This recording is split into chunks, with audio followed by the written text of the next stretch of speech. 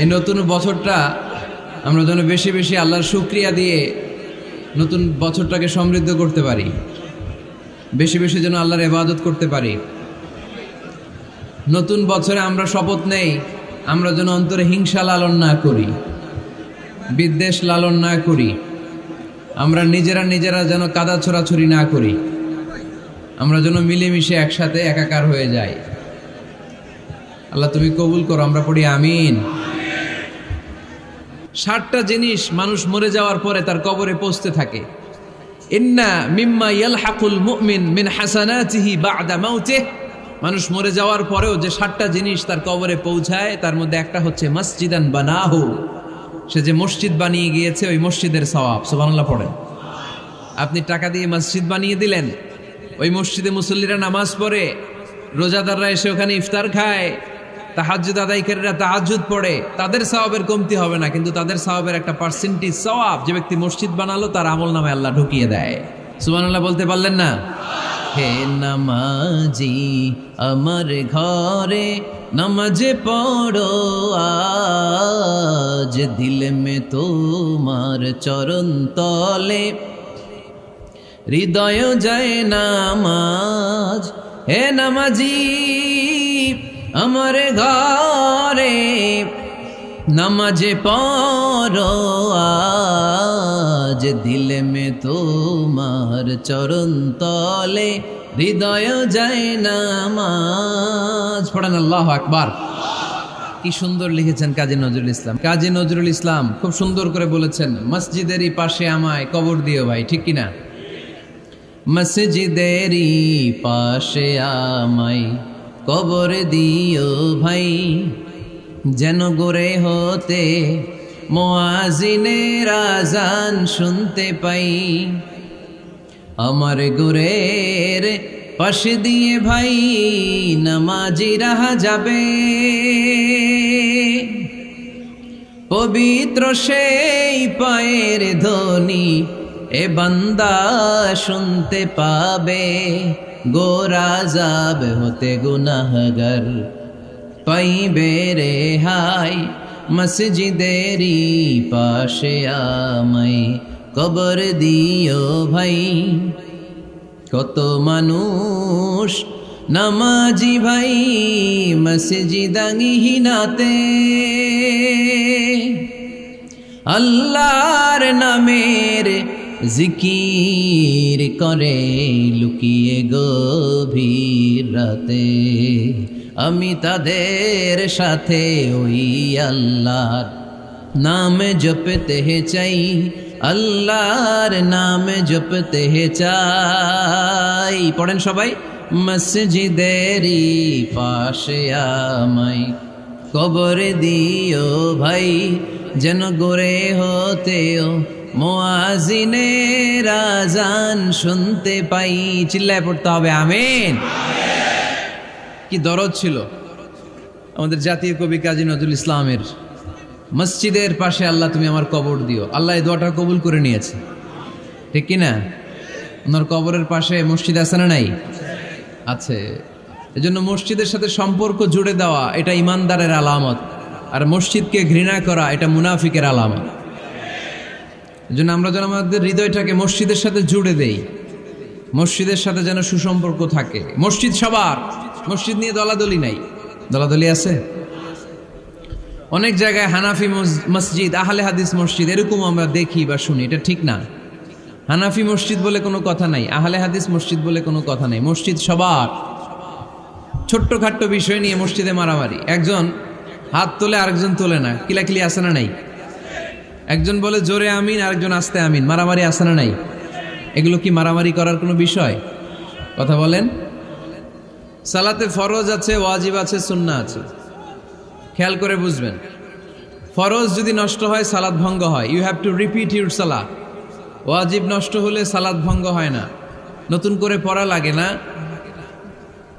সেজদায় সাহু দিলেই সালাত আদায় হয়ে যায়। আর সুন্নাহ নষ্ট হলে নামাজ নষ্টও হয় না, নতুন করে পড়াও লাগে না, সৌ সেজদাও লাগে না, নামাজ আদায় হয়ে যায় সুন্নাহ নষ্ট হলে। এই যে হাত তোলা না তোলা এটা সুন্নাহ, আমিন জোরে বলা না বলা এটা কি সুন্নাহ। যেটা কোনো কারণে কেউ না করলেও তার নামাজ কবুল করে নিবে কে? আর এই সব সুন্নত লই আমগো দেশে গিলাগিলি। মৌলভীবাজারে মাশাআল্লাহ এগুলা নাই, এখানেও আছে। এগুলার অবসান ঘটুক, আমরা চাই কি চাই না? আর কত এই ছোটখাটো বিষয় নিয়ে আমরা এই বিভেদের প্রাচীর আর দেয়ালকে উঁচু করব আমাদের মাঝখানে? কবে আমরা ঐক্যের সিন্ডিকেট করব? কবে? আর কবে সাদা মনের মানুষ হব? কবে? আর কত? অনেক হয়েছে, আর না, এবার থামেন। বিভেদের প্রাচীরকে ভেঙে চুড়িয়ে দেন। ঐক্যের এমন সিন্ডিকেট গড়তে হবে যাতে কোনো অপশক্তি এই ঐক্যকে ভাঙতে না পারে, বানচাল করতে না পারে। চিল্লায় বলেন ঠিক কিনা? এই জন্য মিউচুয়াল রেসপেক্টের দরকার, পারস্পরিক শ্রদ্ধাবোধ সব ক্ষেত্রে, রাজনীতিতে, সামাজিক অ্যাক্টিভিটিসে আমাদের আলেম ওলামাদের মধ্যে পারস্পরিক শ্রদ্ধাবোধের দরকার। মিউচুয়াল রেসপেক্ট, কেউ কাউরে রেসপেক্ট করে না। আমি যেটা বুঝছি এটাই সব, বাকি সব হারাম, এরকম বলে না অনেকে? এরকম যেন না করি। তাহলে মসজিদ সবার, মসজিদ আল্লাহর হাবিব সাল্লাল্লাহু আলাইহি ওয়াসাল্লাম খ্রিস্টানদেরকে মসজিদে ঢুকতে দিয়েছেন, আর আমরা মুসলমান ভাইয়ের জন্য মসজিদে তালা ঝুলাই দেই, আছে না নাই? আল্লাহর হাবিব সাল্লাল্লাহু আলাইহি ওয়াসাল্লাম কোথাও গেলেই প্রথমে মসজিদ বানাতেন। কি বানাতেন? মসজিদ বানাতেন। মক্কা থেকে হিজরত করে মদিনায় আসলেন, কোবায় থাকলেন কয়েক সপ্তাহ। কোবা পল্লীতে তিনি মসজিদ বানালেন, মসজিদ কোবা। ওখানে প্রতি শনিবার কেউ যদি অজু করে ওখানে যে 2 রাকাত নামাজ পড়ে, একটা কবুল ওমরার সওয়াব আল্লাহ তাআলা তার আমলনামায় দিয়ে দেয়। মসজিদে কোবা বানালেন। তারপরে মদিনায় এসে মসজিদে নববী বানালেন আল্লাহর হাবিব সাল্লাল্লাহু আলাইহি ওয়াসাল্লাম, মসজিদে নববী। এটা ছিল আল্লাহ রাসূল সাল্লাল্লাহু আলাইহি ওয়াসাল্লামের বৈশিষ্ট্য। কোথাও গেলেই তিনি মসজিদ বানাতেন, মসজিদে নববী। হায় রে, এখন তো কত সুন্দর মসজিদ আমরা দেখি, আমরা যে সালাত পড়ি। আল্লাহর হাবিব সাল্লাল্লাহু আলাইহি সাল্লামের সময় মসজিদে নববী কি এরকম ছিল? কথা বলেন। ফ্লোর ছিল বালুর ফ্লোর। কিসের ফ্লোর? আমাদের মসজিদের ফ্লোর কিসের? টাইলস। আর আল্লাহ রাসূল সাল্লাল্লাহু আলাইহি ওয়াসাল্লামের মসজিদে নববীর ফ্লোর কিসের? কথা বলে না তো। আওয়াজ করে উত্তর দেন না কেন? কষ্ট হচ্ছে? দুপুরে খাইছেন না সবাই?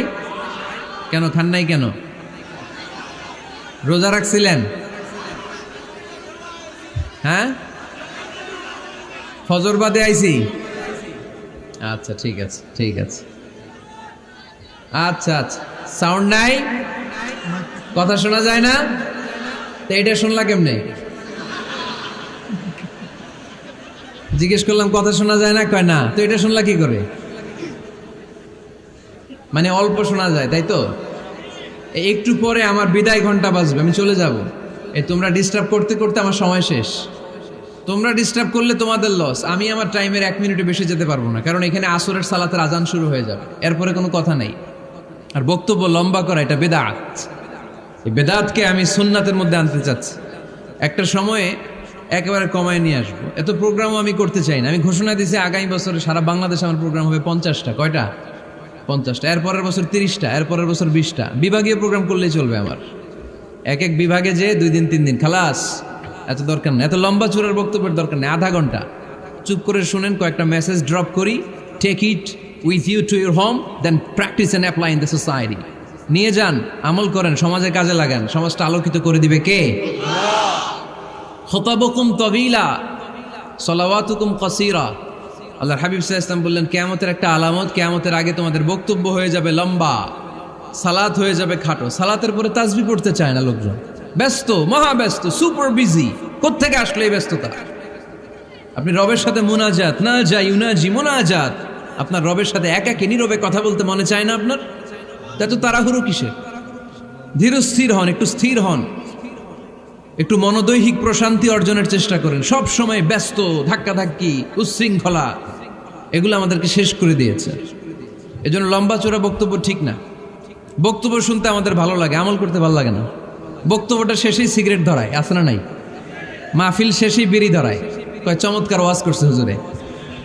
ওয়াজটা সেরকম হয়েছে, অনেক কণ্ঠ সুন্দর হুজুরের। এতদিন ইউটিউবে দেখছি, আজকে সরাসরি দেখাইছি, আছে না নাই? তো কি লাভ হয়েছে? লাভটা হয়েছে কি?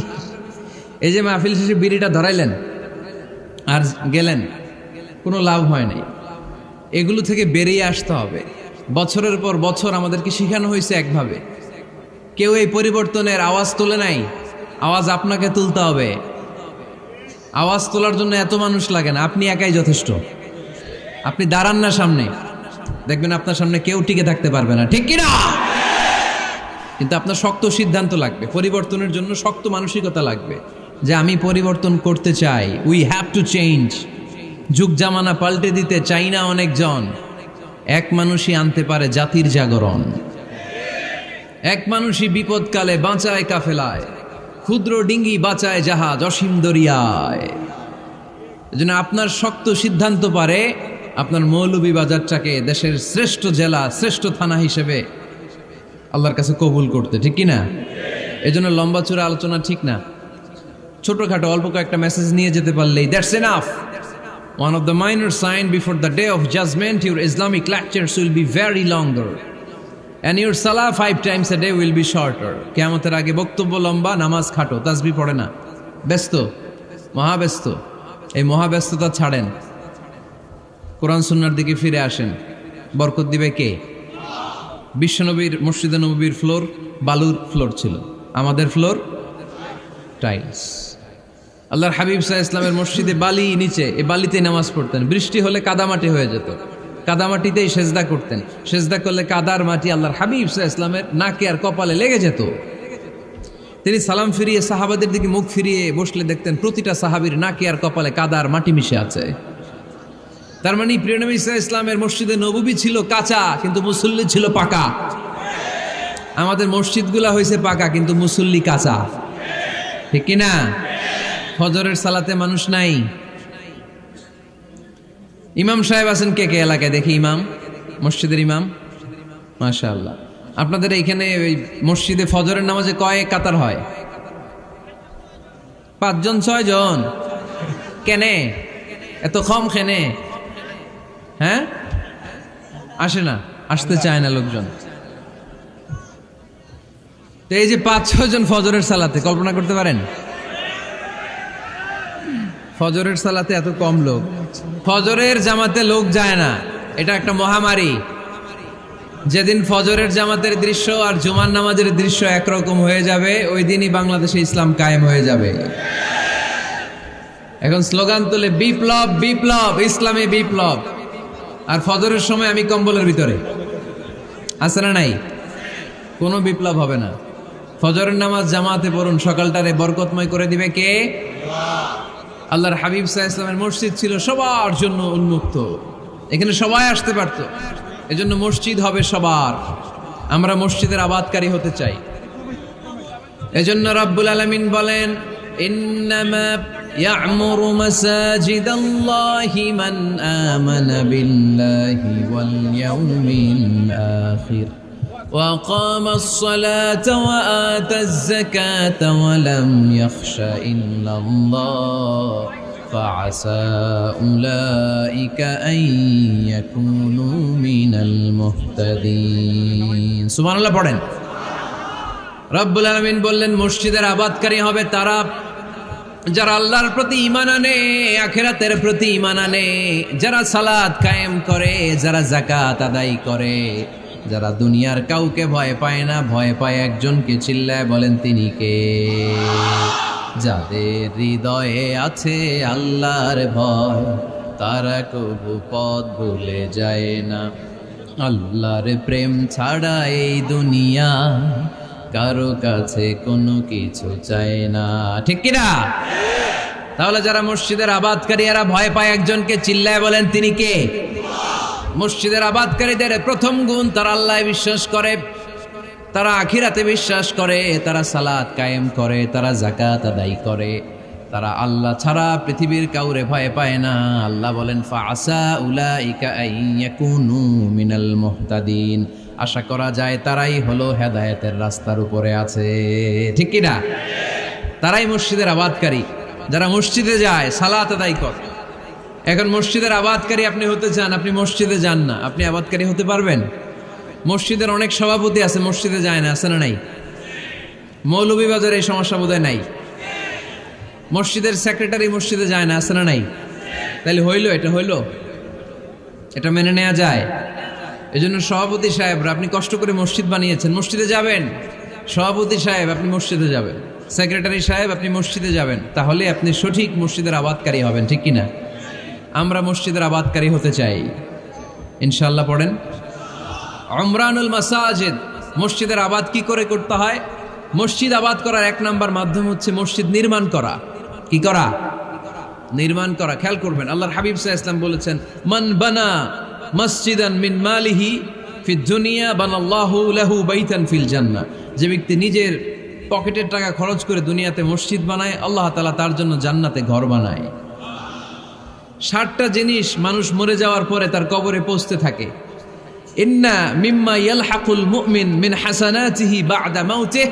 মানুষ মরে যাওয়ার পরেও যে 60টা জিনিস তার কবরে পৌঁছায়, তার মধ্যে একটা হচ্ছে মসজিদান বানাহু। সে যে মসজিদ বানিয়ে গিয়েছে, ওই মসজিদের সওয়াব। সুবহানাল্লাহ পড়েন। আপনি টাকা দিয়ে মসজিদ বানিয়ে দিলেন, ওই মসজিদে মুসল্লিরা নামাজ পড়ে, রোজাদাররা এসে ওখানে ইফতার খায়, তাহাজ্জুদ আদায়কারীরা তাহাজ্জুদ পড়ে, তাদের সওয়াবের কমতি হবে না, কিন্তু তাদের সওয়াবের একটা পার্সেন্টেজ সওয়াব যে ব্যক্তি মসজিদ বানালো তার আমল নামে আল্লাহ ঢুকিয়ে দেয়। এজন্য বেশি বেশি মসজিদ বানাতে রাজি আছেন তো? তাহলে মসজিদ আবাদ করার প্রথম মাধ্যম হচ্ছে মসজিদ বানানো। 2 নাম্বার মাধ্যম হচ্ছে মসজিদে যে জামাতে সালাত আদায় করা। জামাতে সালাতুল জামাআ তাফদুলু সালাতাল ফাযযি বি27 দারাজা।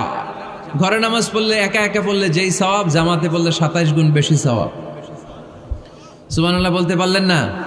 হে নামাজি আমার ঘরে নামাজ পড়ো আজ, দিলে মে তোমার চরণ তলে হৃদয় যায় নামাজ।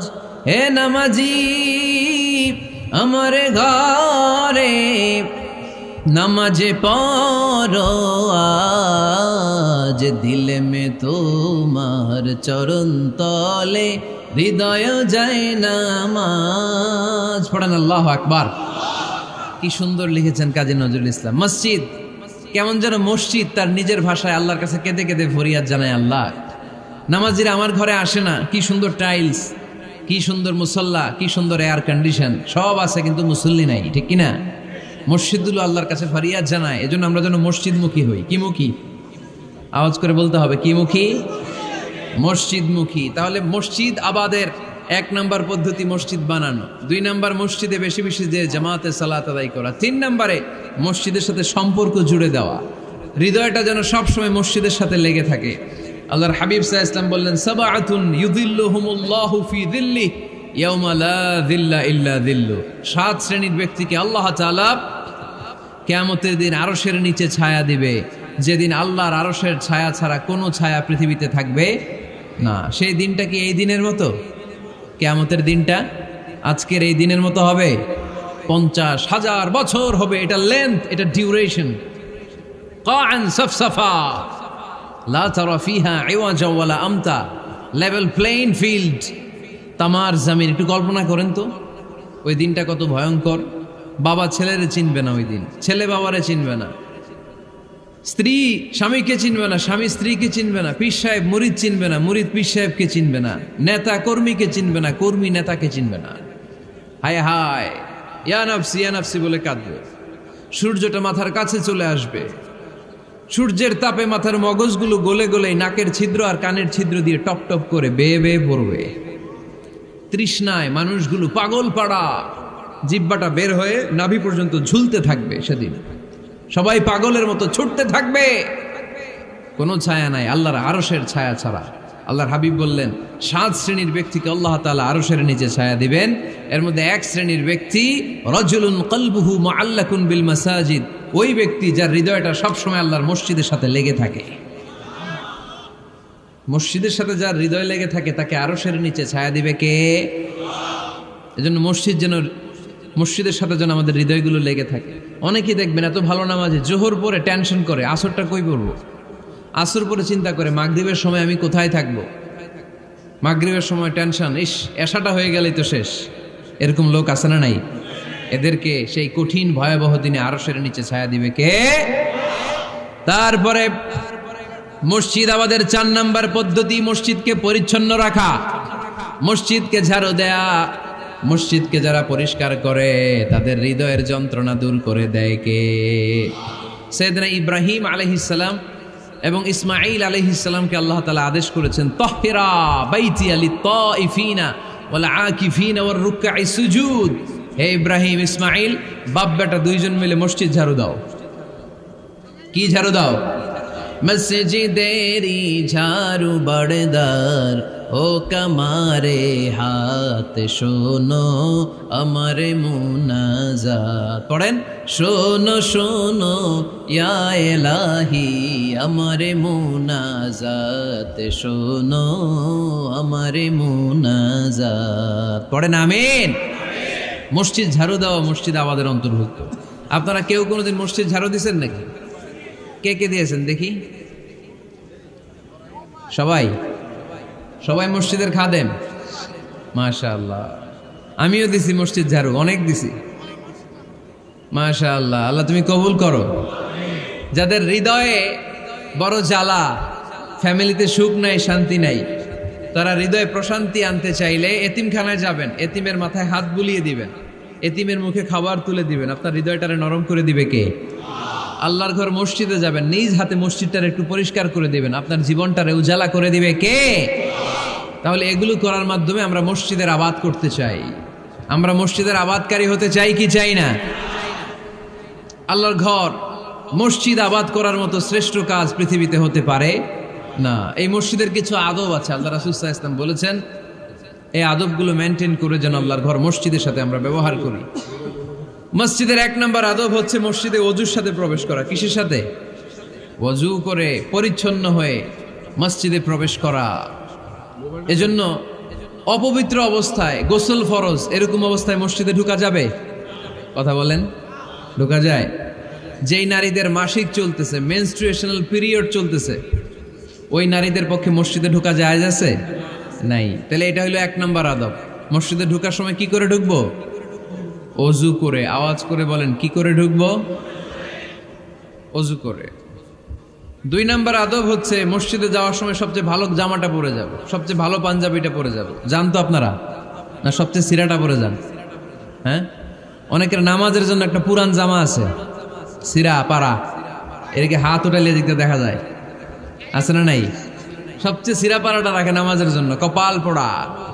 আর সুন্নাতে খাতনার অনুষ্ঠানে গেলে মাশাআল্লাহ লেহেঙ্গা গায়ে দেওয়া যায়, আছে না নাই? না, আপনি ইবাদতের জন্য সবচেয়ে সুন্দর জামাটা রাখবেন। এজন্য রাব্বুল আলামিন বলেন, ইয়া বানি আদম খুযু জিনাতাকুম ইনদা কুল্লি মসজিদ। ও বনি আদম, তুমি যখন আল্লাহর ঘর মসজিদে ঢুকবা, ও বনি আদম, তুমি যখন নামাজের মুসল্লায় দাঁড়াবা, তোমার সবচাইতে দামি, সবচাইতে সুন্দর জামাটা গায়ে দিয়ে তুমি নামাজে দাঁড়াও। ঠিক কি না? তাহলে এখন মসজিদে যাওয়ার সময় কি গায়ে দিয়ে যাবেন বলেন? খিতা করবাইন? হ্যাঁ, মাশাআল্লাহ। হ্যাঁ, সবচেয়ে ভালো কাপড়টা আয়রন করে পারফিউম মেখে তারপরে আমরা যাব। রাজি আছেন তো? 3 নম্বর আদব হচ্ছে মসজিদে ঢোকার সময় বাম পা দিয়ে ঢুকতে হয়।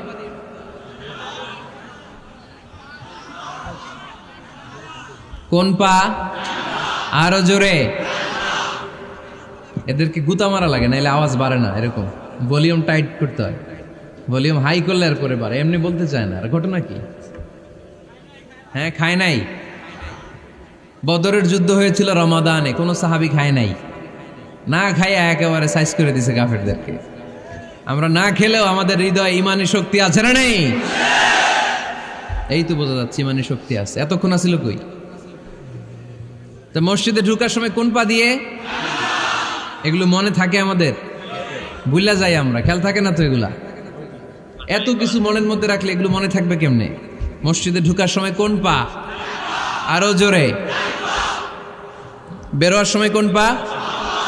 মনে থাকবে? মসজিদে যখন ঢুকবেন ডান পা দিয়ে ঢুকবেন, আর দোয়া পড়বেন, আউযু বিল্লাহিল আযীম ওয়া বিওয়াজহিল কারীম ওয়া সুলতানিহিল কদীম মিনাশ শাইতানির রাজীম। বিষ্ণু সাল্লাল্লাহু আলাইহি ওয়াসাল্লাম বললেন, যে ব্যক্তি মসজিদে ঢোকার সময় এই দোয়াটা পড়বে, শয়তান আফসোস শুরু করে। সে বলে, হায় হায়, আজকের দিনের জন্য, সারা দিনের জন্য তো তুই আমার ওয়াসওয়াসা থেকে বেঁচে গেলি। আজকের সারা দিনের জন্য তোরে আমি হারালাম। আজকের সারাটা দিন আল্লাহর পক্ষ থেকে প্রোটেকশন নিয়ে তুই বেঁচে গেলি। আজকের জন্য যা, কালকে তোরে আমি ধরবো। এজন্য এই দোয়াটা পড়ার দরকার আছে না? আউযু বিল্লাহিল আযীম ওয়া বিওয়াজহিল কারীম ওয়া সুলতানিহিল কাদীম মিনাশ শাইতানির রাজীম। 4টা বাক্যের দোয়া। মুখস্থ করতে কষ্ট হলে যে ইউটিউবে চলে যাবে আজকেই, ওখান থেকে শুনে আপনারা মুখস্থ করে নেবেন, এই দোয়াটা পড়বেন। তাহলে ওই দিনের জন্য শয়তানের ওয়াসওয়াসা, টেম্পটেশন, প্রভোকেশন থেকে আপনি আল্লাহ তাআলার প্রোটেকশনে চলে গেলেন। সুবহানাল্লাহ পড়েন। তারপর আল্লাহর হাবিব বললেন, ঢোকার আগে আমারে সালাম দাও। পড়বেন, আসসালামু আলাইকা আইয়ুহান নাবিয়্যু ওয়া রাহমাতুল্লাহি ওয়া বারাকাত। এই 2টা জিনিস যখন করে ফেললেন, তখন ডান পা দিয়ে পড়বেন, আল্লাহুম্মা আফতাহ লি আবওয়াবা রাহমাতিক। সুবহানাল্লাহ পড়েন। আল্লাহুম্মা আফতাহ লি, ও আল্লাহ আমার জন্য তুমি খুলে দাও আবওয়াবা রাহমাতিক, তোমার রহমতের দরজা। তার মানে মসজিদে ঢুকলে রহমত পাওয়া যায় কি যায় না? মসজিদে ঢুকলে পাওয়া যায় রহমত। মসজিদের বাইরে রহমতের কথা আল্লাহ বলে নাই, মসজিদের ভিতরে রহমত। কোথায় রহমত? কোথায়? মসজিদের ভিতরে রহমত আছে না? তার প্রমাণ, মসজিদে ঢুকলেই শান্তি লাগে কেমন জানি, আর ঘুমে ধরে। মসজিদে ঘুমাইছেন কারা কারা দেখি? সবাই ঘুমাইছেন? আরে আমি কত ঘুমাইছি। জুমার নামাজের সময় যে কি ঘুম আসে, আসে আসে কমন পড়ছে, একেবারে কমন পড়ে গেছে। ঘুম আসে কারণ রহমত, রহমতের ঝিরি ঝিরি বাড়ি ধারা আল্লাহ তাআলা আরশের উপর থেকে নাজিল করতে থাকে। আর এই রহমতের কারণে হৃদয়টা প্রশান্ত হয়ে যায়, অনেকের ঘুমও চলে আসে, ঠিক কি না? এজন্য আল্লাহুম্মা আফতাহ লি আবওয়াবা রাহমাতিক, ও আল্লাহ তোমার রহমতের দরজাগুলো আমার জন্য খুলে দাও। এই দোয়া পড়লে রহমতের দরজা খুলে দেয় কে? আবার মসজিদ থেকে যখন বের হবেন তখন কোন পা দিয়ে? জোরে বলেন। বাম পা দিয়ে কি পড়বেন? আল্লাহুম্মা ইন্নী আসআলুকা মিন ফাদলিক, ও আল্লাহ তোমার কাছে আমি তোমার পক্ষ থেকে ফদল চাই, মানে রিজিক চাই। রিজিক দেওয়ার মালিক কে? তার মানে খুব সোজা সাপটা কথা হচ্ছে, মসজিদের ভিতরে পাওয়া যায় রহমত, আর বাইরে পাওয়া যায় ফদল বা রিজিক। বাইরে পাওয়া যায় কি? রিজিক। মসজিদের ভিতরে রিজিক আছে। তার মানে সারাদিন মসজিদে বসে থাকলে রিজিক মিলবে?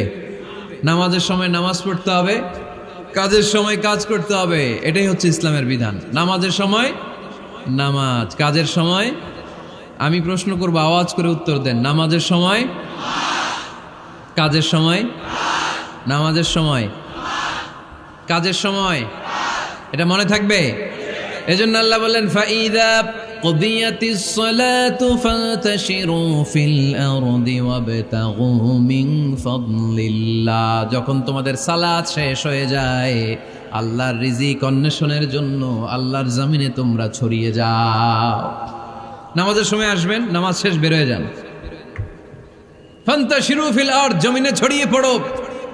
নামাজ শেষ, চেয়ারম্যান সাহেব চলে যাবে ইউনিয়ন পরিষদের ভেতরে, ছাত্ররা চলে যাবে হাই স্কুলে, মেম্বার অফ দ্য পার্লামেন্ট চলে যাবে সংসদে, সেনাবাহিনীর লোকেরা চলে যাবে ক্যান্টনমেন্টে, ব্যবসায়ীরা চলে যাবে তাদের বাজারে, সিএনজি ওয়ালারা সিএনজি নিয়ে ব্যবসা শুরু করবে, রাস্তায় নেমে যাবে, চিল্লায় বলেন ঠিক কিনা?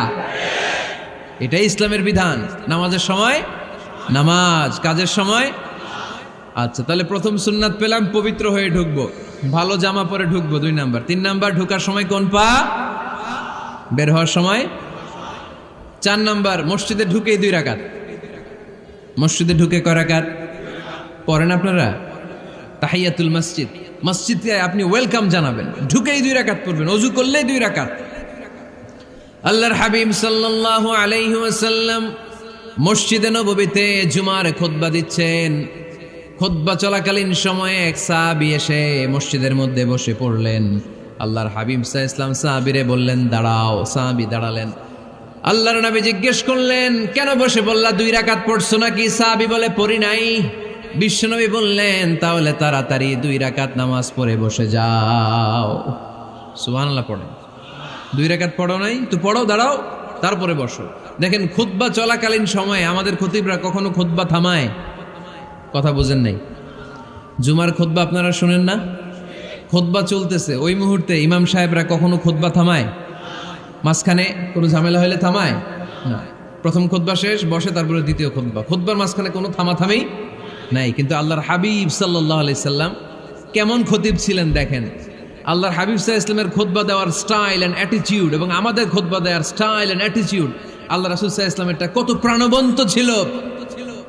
আল্লাহ রাসূল সাল্লাল্লাহু আলাইহি ওয়াসাল্লাম সোসাইটি ওরিয়েন্টেড একজন পার্সোনালিটি ছিলেন, সমাজের মানুষ কেন্দ্রিক, খুব সামাজিক ছিলেন আল্লাহ রাসূল সাল্লাল্লাহু আলাইহি ওয়াসাল্লাম। তিনি দেখলেন একজন বসে পড়ছে, উনি খুতবা থামায় দিলেন, জুমার খুতবা থামায় বললেন, এই নামাজ পড়ছো না, পড়ো 2 রাকাত পড়ো। আবার খুতবা শুরু করলেন, সুবহানাল্লাহ পড়বেন না?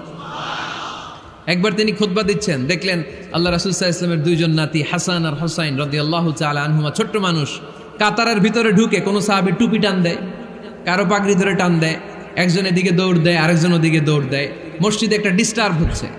আল্লাহর হাবিব সাল্লাল্লাহু আলাইহি ওয়াসাল্লাম খুতবা থামিয়ে দিলেন, মিম্বার থেকে নেমে আসলেন, 2 নাতিকে 2 হাতে ধরলেন, ধরে আস্তে করে জান্নাতের এই 2 সর্দারকে নিয়ে মিম্বারের উপরে দাঁড়ালেন, এই হাতে এই নাতি, ওই হাতে আরেক নাতি। এরপর দাঁড়িয়ে দাঁড়িয়ে তিনি বাকি খুতবা দিলেন, পড়েন সুবহানাল্লাহ। কত প্রাণবন্ত খুতবা! উনিও খুতবা দিতেন, আমরাও খুতবা দেই। আল্লাহর হাবিব সাল্লাল্লাহু আলাইহি ওয়াসাল্লাম খুতবা দিচ্ছেন, এক সাহাবী এসে বলল, ইয়া রাসূলুল্লাহ, মদিনায় দুর্ভিক্ষ, বৃষ্টি নাই, আপনি বৃষ্টির দোয়া করেন। রাসূল সাল্লাল্লাহু আলাইহি ওয়াসাল্লাম খুতবা থামায় দিলেন, থামায় দিয়ে দোয়া শুরু করলেন, আল্লাহুম্মা আসকিনা গাইসান মুগীসান মারিআন মুরিআন নাফিআন গায়রা দার আজিলান গায়রা আজল। আল্লাহ উপকারে বৃষ্টি দেন, যে বৃষ্টিতে আমাদের ফসল জন্মাবে, সবুজ ঘাস লতা পাতা জন্মাবে, আমাদের গবাদি পশুর রিজিক বাড়বে, এরকম উপকারী বৃষ্টি আমাদেরকে দিয়ে মদিনাটারে ধন্য করে দেন। বৃষ্টি শুরু হলো, জুমাবার বৃষ্টি, শনি রবি সোম মঙ্গল বুধ বৃহস্পতি শুক্র, টানা 7 দিন বৃষ্টি। এবার বৃষ্টির চোটে মদিনায় বন্যা হয়ে গেছে। এতদিনে দুর্ভিক্ষ, এতদিনে কি, এখন বৃষ্টির বরকতের দোয়া করছে, বৃষ্টিতে এবার বন্যা। যেই সাহাবী বৃষ্টির জন্য দোয়া করতে বলেছিলেন, পরের জুমাবারের খুতবার সময় এসে ওই সাহাবী বলেন, ইয়া রাসূলুল্লাহ, আবার খুতবার মাঝখানে, ইয়া রাসূলুল্লাহ, আর বৃষ্টির দরকার নাই, আর দরকার নেই, এবার বৃষ্টি বন্ধের দোয়া করেন। আল্লাহর হাবিব সাল্লাল্লাহু আলাইহি ওয়াসাল্লাম খুতবা থামিয়ে আবার বন্ধের দোয়া, আল্লাহুম্মা হাওয়ালাইনা ওয়ালা আলাইনা, হে আল্লাহ আমাদের চারিদিকে দেন, মদিনাতে আর বৃষ্টির দরকার নাই। চিল্লায় পড়েন সুবহানাল্লাহ। এজন্য খতিব হবে এরকম প্রাণবন্ত খতিব। সমাজে কি চলে, কি ক্রাইসিস, কি সংকট, ইয়াংরা কোন সমস্যায় ভোগে, আমাদের রাজনৈতিক অঙ্গনে কি সমস্যা, আমাদের অর্থনৈতিক অঙ্গনে কি সমস্যা, আমাদের সামাজিক অঙ্গনে কি সমস্যা, আমাদের পরিবারগুলোর ভেতরে কি ঝামেলা, প্রত্যেকটা কথা মসজিদের মিম্বার থেকে আসার দরকার আছে না নাই? আল্লাহর হাবিব সাল্লাল্লাহু আলাইহি ওয়াসাল্লাম এভাবেই সমাজকে ঠিক করে দিতেন। 2 রাকাত মসজিদে ঢুকে আজকে থেকে আমরা পড়ব। মসজিদে ঢুকলেই কয় রাকাত মনে থাকবে না ভুলে যাবেন? তারপরে আল্লাহর হাবিব সাল্লাল্লাহু আলাইহি ওয়াসাল্লাম বলেছেন, খবরদার কবরের উপর মসজিদ বানিও না। কবরস্থান একদিকে, মসজিদ আর একদিকে, কিন্তু বাংলাদেশে মসজিদের সাথে কবর মিলানো আছে না নাই? ছোট্ট একটা মসজিদ, কিন্তু এত বড় বাবার কবর আছে না নাই? এগুলো করবেন না আপনি। আগে হবে মসজিদ, পরে কবরস্থান। যেমন মসজিদে নববী হয়েছে আগে, তারপরে বিশ্বনবীর কবর এখানে আছে না নাই? মসজিদে নববী প্রতিষ্ঠিত হয়েছে আগে, পরে বাকি কবরস্থান আছে না নাই? কিন্তু কোন আল্লাহর ওলির কবরস্থানের উপরে যদি মসজিদ বানান, তার উপর লানাত দিয়েছে কে? লাআনা রাসূলুল্লাহ আলাল ইয়াহুদ ওয়ান নাসারা ইত্তাখাযু কুবুর আমবিয়াইহিম মাসাজিদা। আল্লাহর রাসূলের লানত ইহুদি নাসারাদের উপর, কারণ ইহুদি আর নাসারাদের একটা খাসলাত, একটা বৈশিষ্ট্য ছিল, তারা তাদের নবীদের কবরের উপরে মসজিদ বানায় ফেলতো। এটা করা যাবে? এজন্য এলাকায় এলাকায় এই ঝামেলা, কবর আর মসজিদ হবে আলাদা। আবার মসজিদের কেবলার দিকে যেন কবরস্থান না হয়, তাহলে শিরক হওয়ার সম্ভাবনা আছে না নাই? খুব সাবধান, আল্লাহ সব মাফ করে কিন্তু শিরক মাফ করে না, ঠিক কি না? শিরক হচ্ছে মহাপাপ, সব পাপের বাপ। এজন্য আমরা সব করলেও শিরকের গুনাহ মুসলমান কখনো করতে পারে। এরপর আল্লাহর হাবিব বললেন, মসজিদকে পরিষ্কার পরিচ্ছন্ন রাখো, এটাও মসজিদের আদাব। মসজিদে আতর লাগিয়ে দেন, বাখুর জ্বালিয়ে দেন। আপনাদের এই এলাকার মধ্যে তো বাখুরের অভাব নাই, আগরের অভাব নাই, ঠিক কিনা? গতকাল প্রোগ্রাম ছিল কই? সুজানগর, আগরের রাজধানী। আগর চিনেননি আপনারা? হ্যাঁ, এই যে দেহনেল উদ পারফিউম, আপনাদের এই যে মাহাতাব সাহেবের আল হারামাইন, এরপরে যে আজমল কোম্পানি, এও আপনাদের এই মৌলভীবাজার এলাকার। এরকম অনেক কোম্পানি আছে দুবাই ভিত্তিক, গোটা বিশ্বে ওনারা ব্র্যান্ডিং করেছে। এগুলোর র ম্যাটেরিয়াল, কাঁচামাল যায় হচ্ছে আপনাদের মৌলভীবাজার থেকে। সম্মানিত ভাইয়েরা, মসজিদ পরিষ্কার পরিচ্ছন্ন রাখবেন, এই বাখুর জ্বালাবেন, দেহনেল উদ, এই পারফিউমগুলো ছড়িয়ে দিবেন। মসজিদের মধ্যে অনেক মসজিদে দুর্গন্ধ আছে না নাই? এই কার্পেটের মধ্যে ময়লা, পরিষ্কার করেন। আল্লাহর হাবিব সাল্লাল্লাহু আলাইহি ওয়াসাল্লাম বলেছেন, খবরদার। আম্মা জান আয়েশা বর্ণনা করেন, আমার রাসূলুল্লাহ সাল্লাল্লাহু আলাইহি ওয়াসাল্লাম বিবিনাইল মসজিদ ফি দুয়ার, ওয়া আন তুতাইয়াবা ওয়া তুনাজ্জাফ, আমরা যেন এলাকা এলাকায় মসজিদ বানাই, মসজিদগুলোকে যেন পারফিউম দিয়ে আতর দিয়ে সুগন্ধময় করে দেয়। বিশ্বনবী আদেশ করেছেন, সুবহানাল্লাহ পড়েন। এজন্য কোনো অপরিচ্ছন্ন মসজিদ থাকতে পারবে না। মসজিদের পাশ দিয়ে গেলে আতরের ঘ্রাণে আমোদ হয়ে লোকজন যেন বুঝতে পারে এটা আল্লাহর ঘর, মসজিদ। চিল্লায় বলেন ঠিক কিনা? এরপরে আল্লাহর হাবিব সাল্লাল্লাহু আলাইহি ওয়াসাল্লাম বলেছেন, মসজিদের আরেকটা আদব হলো মসজিদকে অতিমাত্রায় ডিজাইন না করা। বেশি ডিজাইন করা যাবে না। এমন ডিজাইন করা যাবে না যে এটা মসজিদ বোঝাই যায় না। এত লাইটিং ফাইটিং করে, এটা কি মসজিদ না কমিউনিটি সেন্টার বোঝাই যায় না। আছে না? নাই আছে। এরকম যেন আমরা না করি সম্মানিত ভাইয়েরা। বিশেষ করে মসজিদের সামনের দেয়ালে। কোন দেয়ালে? সামনের দেয়ালটা কেবলার দিকে যেই দেয়াল, এই দেয়ালটা হতে হবে ফ্রেশ, যাতে করে মানুষের দৃষ্টি আকর্ষণ না করে।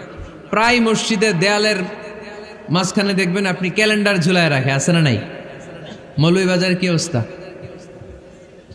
খিতা খবর আছে? তো এই যে ক্যালেন্ডার ঝুলায় রাখে, ওইখানে দেখবেন বিভিন্ন মসজিদের ছবি, এতিমখানার ছবি, মানুষের ছবি। তো মানুষ নামাজও পড়ে, আবার ওগুলোও তাকায়, আছে না নাই? প্রথম কাতারে পরে ওইখানে কি লেখা, এগুলো পরে, তার ডিস্টার্ব হচ্ছে না? এই মুসল্লির দৃষ্টি যাতে অন্যদিকে না যায়, এটা খেয়াল রাখতে হবে। যদি পারা যায় মসজিদের সামনে কোনো ঘড়ি টড়ি চলবে না। ঘড়ি মসজিদের পেছনের দেয়ালে, সময়সূচি পেছনের দেয়ালে, সব পেছনে। সময় কয়টা বাজে ওটা ইমাম দেখলেই চলবে, ইমাম এভাবে দেখে নিবে, আপনারাও দেখে নিবেন। কিন্তু সামনের দেয়ালটা যত সিম্পল করা যায়। আল্লাহর হাবিব সাল্লাল্লাহু আলাইহি ওয়াসাল্লাম নামাজ পড়া অবস্থায় সামনে এমন কিছু রাখতেন না যেটার দ্বারা আল্লাহর হাবিব সাল্লাল্লাহু আলাইহি ওয়াসাল্লামের সালাতে মনোযোগ অন্যদিকে চলে যায়। আমরা যখন সালাত পড়ি, যদি অন্যদিকে তাকাই, ফেরেশতার মাধ্যমে আল্লাহ একটা ডাক দেয়, বলে আকবিল, এই বান্দা ফিরে আয়, তোর নজর থাকা দরকার সিজদার জায়গায়, ফিরে আয়। আপনি আবার যখন অন্যদিকে তাকান, আল্লাহ বলে ফিরে আয়, সিজদার দিকে তাকা। আপনি আবার যখন ঘড়ির দিকে তাকান, আল্লাহ বলে আকবিল, ফিরে আয়, সিজদার দিকে তাকা। আপনি যখন আবার অন্যদিকে তাকান, তখন আল্লাহ বলে লা হাজাতা লি ইলা সালাতিক, তোর এই নামাজের দরকার আমার নাই। নাউজুবিল্লাহ পড়বেন না? তোর এই নামাজের দরকার আমার নাই। অজু করে কষ্ট করে যাকে খুশি করার জন্য আপনি সালাতে দাঁড়ালেন, উনি যদি বলে এই নামাজের দরকার নাই, তা কার জন্য নামাজ পড়লেন আপনি? কথা কি বুঝতে পেরেছেন? এই জন্য এলাকার গণ্যমান্য ব্যক্তিবর্গ আছে, আমাদের চেয়ারম্যান সাহেব আছে, আরো অন্যান্য বিজনেস ম্যাগনেটরা আছে। আপনারা মসজিদ যখন নির্মাণ করবেন, সামনের দেয়ালটা যত সাদামাটা হতে পারে ততই ভালো। এমনকি জায়নামাজের মধ্যে এখন কাবা ঘরের ছবি আছে না নাই? আছে না? কি মুসলমান আমরা! নিজের কাবারে নিজে লাথি মারি নামাজের আগে, মনের অজান্তে নিজের কাবাকে নিজে লাথি মারছি। এরকম জায়নামাজ ব্যবহার করা নিষেধ। চিল্লায় বলেন ঠিক কিনা? সাদা ফ্রেশ জায়নামাজ বাজারজাত করেন, আপনাদের সিদ্ধান্তই ওনাদের ব্যবসা বয়কট হয়ে যাবে। আপনারা যদি এখন থেকে মসজিদের মিনারা আর কাবা ঘরের যে প্রতিকৃতি বা ছবি, এরকম ছবি সম্বলিত জায়নামাজ কিনা বন্ধ করে দেন, এদের মার্কেট থাকবে? কথা বলেন। কালকে থেকে আমরা জায়নামাজ কেনার সময় ফ্রেশ জায়নামাজ কিনবো। কোনো মসজিদ, কোনো মিনার, আমাদের কাবা ঘরের ছবি সম্বলিত কোনো জায়নামাজ কিনা যাবে? আওয়াজ করে বলেন, যাবে? যাবে না। এগুলো হচ্ছে মসজিদের আদাব। এগুলো রক্ষা করে মসজিদে ঢোকার দরকার আছে না নাই? পৃথিবীতে 3টা মসজিদ সবচাইতে শ্রেষ্ঠ মসজিদ। কয়টা? আওয়াজ করে বলেন না। 1 নাম্বার মসজিদুল হারাম, ফাওয়াল্লু উজুহাকুম শাতরা। যেখানেই তোমরা নামাজ পড়ো না কেন, মসজিদের হারামের দিকে হয়ে নামাজ পড়ো। কেবলা কোন দিকে আজকে? এদিকে, এইদিকে কেবলা। আমি যদি এদিকে হয়ে পড়ি, নামাজ হবে না? হবে না কেন? কারণ কেবলামুখী হয়ে নামাজ পড়া ফরজ। চিল্লায় বলেন ঠিক কিনা? মসজিদুল হারাম পৃথিবীর প্রথম মসজিদ। ওখানে একটা ঘর আছে, ঘরটার নাম হলো কাবা। ইন্না আউওয়ালা বাইতিন উদিআ লিন-নাসি লাল্লাযী বিবাক্কাতা মুবারাকা। এই পৃথিবীর প্রথম ঘর, যেই ঘরটা স্থাপিত হয়েছে বাক্কা শহরে। বাক্কা মক্কার আগের নাম, এখন শহরের নাম মক্কা। আগে নাম ছিল কি? সবাই বলেন, কি নাম ছিল? বাক্কা। এটা পৃথিবীর আদি ঘর। সব নবীদের পরশধন্য পদধূলিতে এই জায়গাটা বরকতময় হয়েছে। এটা এমন ঘর, যেই ঘরের চারদিকে 1 রাকাত নামাজ পড়লে 1 লক্ষ রাকাতের সওয়াব পাওয়া যায়। হজ উমরা করেছেন কে কে দেখি? হজ উমরা করেছেন আপনারা না? মাশাআল্লাহ। আমরা যারা করতে পারি নাই, আল্লাহ তাদেরকেও তৌফিক দাও। আমরা যেন এই কাবা ঘরে যে প্রাণ ভরে সালাত আদায় করতে পারি, আল্লাহ তৌফিক দান করো। আমরা যেন মসজিদে নববীতে যে প্রাণ ভরে সালাত পড়তে পারি, তৌফিক দান করো। আল্লাহর হাবিব সাল্লাল্লাহু আলাইহি ইসলামের কবরের সামনে দাঁড়িয়ে যেন আমরা প্রাণ খুলে মন প্রাণ উজাড় করে বিশ্বনবী সাল্লাল্লাহু আলাইহি ইসলামকে সালাম দিতে পারি। আল্লাহ তৌফিক দান করো। এই কাবা ঘরকে কেন্দ্র করে প্রতিদিন 100টা রহমত নাজিল হয়। আওয়াজ করে বলেন কয়টা? আল্লাহর হাবিব বললেন প্রতিদিন প্রতিনিয়ত 100টা রহমত নাজিল হতেই থাকে। সিত্তুন আলিত তাইফিন, 60টা রহমত তাদের উপর নাজিল হয় যারা কাবা ঘরের চারদিকে তাওয়াফ করে। আরবাঈন আলিল মুসাল্লিন, বাকি 40টা নাজিল হয় যারা কাবা ঘরের পাশে নামাজ পড়ে। ওয়া 20 আলিন নাযিরিনা ইলাল কাবা, বাকি 20টা রহমত প্রতিনিয়ত নাজিল হয় যারা তাওয়াফ করে না, সালাত আদায় করে না, শুধু কাবার গিলাফের দিকে তাকিয়ে থাকে। কাবার দিকে তাকায় থাকলেই সওয়াব। সুবহানাল্লাহ পড়েন। এক রাকাতে কয় লক্ষ রাকাতের সওয়াব। এজন্য আল্লাহর হাবিব সাল্লাল্লাহু আলাইহি ওয়াসাল্লাম বলেছেন লা তুশাদ্দুর রিহাল ইল্লা ইলা সালাসাতি মাসাজিদা, স্পেশাল ভার্চু এন্ড রিওয়ার্ড, বিশেষ সওয়াবের নিয়তে পৃথিবীর এই 3টা জায়গা ছাড়া কোথাও নিয়ত করে ভ্রমণ করা জায়েজ নাই। এক হচ্ছে মসজিদুল হারাম, 2 হচ্ছে মসজিদ নববী, 3 হচ্ছে মসজিদুল আকসা। এই 3টা মসজিদ ছাড়া পৃথিবীর কোনো মসজিদে নিয়ত করে সফর করা যাবে না। বিশেষ নিয়তে সফর করা যাবে না যে আমি যদি এই মৌলভীবাজারের জামে মসজিদে যাই বেশি সওয়াব পাওয়া যাবে, এই নিয়তে সফর করা যাবে না। বেশি সওয়াব শুধু এই 3 মসজিদে। মসজিদুল হারামে 1 রাকাতে কত রাকাতের সওয়াব? কথা কয় না, বুঝে নাই বোধহয়। কয় লক্ষ? আর মসজিদে নববীতে 1 রাকাতে 1000 রাকাতের সওয়াব। আরেক বর্ণনায় আছে 50,000, বর্ণনাটা দুর্বল। সহিহ বর্ণনায় এসেছে 1 রাকাতে 1000 রাকাতের সওয়াব। মসজিদুল আকসায় সালাত পড়লে 1 রাকাতে, এক বর্ণনায় এসেছে 250 রাকাতের সওয়াব, আরেক বর্ণনায় এসেছে 500 রাকাতের সওয়াব। এই 3টা মসজিদ ছাড়া যে নামাজ পড়লে বেশি সওয়াব হবে, এই নিয়তে সফর করা যাবে? চিল্লায় বলেন যাবে। তবে মসজিদটা দর্শন করার জন্য যেতে পারবেন। মসজিদটা দেখতে কেমন, এটার ক্যালিওগ্রাফিক্যাল ডিজাইন কেমন, এটার আর্কিটেকচারাল ডিজাইন কেমন, এটার দৃষ্টিনন্দন সৌন্দর্য কেমন, মসজিদটা দেখতে কেমন, দেখতে যেতে পারবেন। কিন্তু বিশেষ সওয়াব রিওয়ার্ড এই 3টা মসজিদ ছাড়া অন্য কোনো মসজিদের জন্য হবে না। এই মসজিদ হচ্ছে আমাদের সামাজিক ঐক্যের কেন্দ্রবিন্দু, এটা হচ্ছে আমাদের কমিউনিটি সেন্টার। আমরা শুধু নামাজের জন্য মসজিদকে ইউজ করি, এছাড়া আরো অনেক ইউসেজ আছে মসজিদের। খেয়াল রাখবেন, আমাদের মুসলমানদের মসজিদ হিন্দুদের মন্দিরের মতো নয়। কোথায় আজান হয়েছে? শেষ করে দিব না? সুবহানাকাল্লাহুম্মা ওয়া বিহামদিকা আশহাদু আল্লা ইলাহা ইল্লা আনতা আস্তাগফিরুকা ওয়া আতুবু ইলাইক।